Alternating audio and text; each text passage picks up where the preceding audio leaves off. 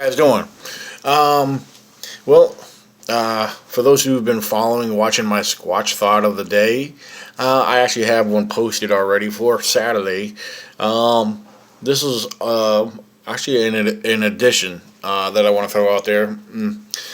Second Squatch thought of the day. Why not? I may be doing this on occasions. I may be doing one or more per day. And First of all, I want to give a special recognition and a shout out to Mr. Kerry Arnold of Bigfoot Odyssey. Mr. Bigfoot Odyssey, I want to give you a shout out. I've listened to one of your latest uploads. It was actually a live feed that you did on your YouTube channel, and I was highly impressed with a lot of what you were saying. I think other like minds like you, we all think alike and look at things in a very similar manner. And I have a lot of respect for what you say. And I want to thank you for giving me a shout out and recognition for what I do. I'm not perfect in any way, shape, or form. So I want to share just a few minutes with you guys. What I'm talking about here, what I am going to talk about, again, this gives credit to Bigfoot Odyssey. It's something he had actually brought up, and this here makes a whole lot of sense. I am going to try my best to present it in my format, but this here comes from Bigfoot Odyssey, Kerry. So everybody who has ever observed Bigfoot, or maybe more than one Bigfoot in one area, that's what we're going to talk about in their behaviors, because I believe that there is populations in various locations. That's just my thought, and my opinion, and my belief. And that's based off of an observation that I have observed back in 2014. And I have reason to believe that others do observe, encounter multiple species in one particular area.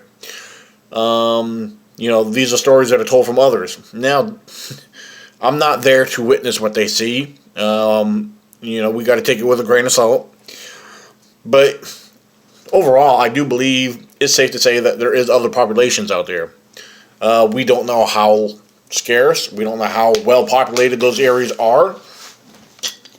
But to entertain the thought that, again, let's say there is other populations out there, an establishment of groups or clans that you may want to call it, that could be family units. And with that being said, based off of each individual's observations and how they behave and what we may see them do, okay, again, what I'm about to share with you is actually coming from Kerry, from Bigfoot Odyssey. I'm very impressed with the way he laid this out, and I'm going to try my best to do this. We have people out there that are saying or trying to direct their opinions as facts to others, saying, no, Bigfoot won't do that, Bigfoot will do this or that, vice versa. That is wrong. That is highly incorrect. That is wrong to assume or even point that as a fact.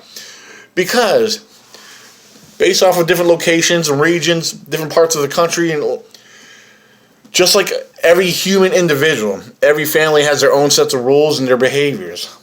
We're not going to do what another family does. They have their own way of living. We have our way of living. And I believe it's safe to say, in agreement to Bigfoot Odyssey, that every group has their own set of rules, their own routines, and their own behaviors. You might have very quiet and shy Bigfoot on the East Coast. You might have more bold and aggressive Bigfoots on the West Coast, and maybe a little bit in between. So, now with that being said, we cannot make judgment or make facts or bold claims towards anybody to tell each other what Bigfoot will and will not do or how they behave, because that may very well depend on each individual. Okay, think about that. So, if we were seeing or observing behaviors in our area of study, they may not be the same in other locations or regions. Another point that he made, that Bigfoot Odyssey made, is just like the different races of human beings. We have Asians, we have Germans, we have, think about it, people from France, people from Canada, Australia. They all have different rules and government settings and ways that we are established to live and survive. It's the same thing with wildlife. A deer won't behave and act the same way as a bear. A bear won't act and live the same way as a squirrel. So think about it. Every piece of wildlife and each individual human has a different way of living and surviving. And it's safe to say that's how we should look at Sasquatch. There is no right way or wrong way to assume.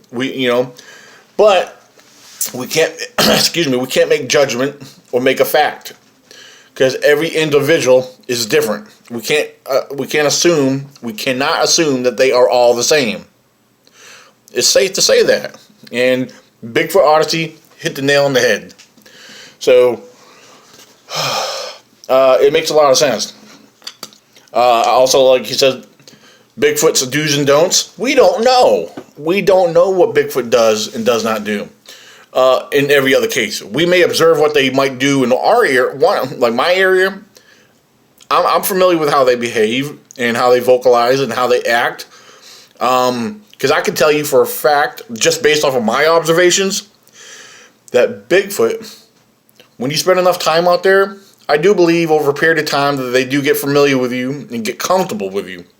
Sometimes the tree knocks late at night, if the tree knocks and the vocals happen, it means that they are kind of moving in closer to the area. They're aware of you. They're very well aware of you. They know you're there. But when you hear a tree knock real close, real loud, and real close nearby, that may not be for you. But I believe it's a communication source where they're letting the others know, okay, I'm here. I'm down here already. It's safe. You guys can move in. Or that tree knock just may happen to, hey, humans over here, be careful, move in with caution. It can mean that. We don't know. But in my opinion, I believe it's a kind of a location signal, alerting the others where one of the other individuals are at. So there's all kinds of observations I've witnessed and experienced in my area. Now those behaviors may not be the same in your area. Okay, so what might be happening in your area does not mean it's a fact in another area. Okay, so that's where we need to be very careful on how we present when we share information. Now, if you're going to go direct something to another individual, say, well, in my area, they do this. Okay, you could ask a question. What do they do in your area? Have you observed enough to know what happens in your area? That's more logical. That's more, I don't know the right words to use to put that, but that would be more proper, I would say.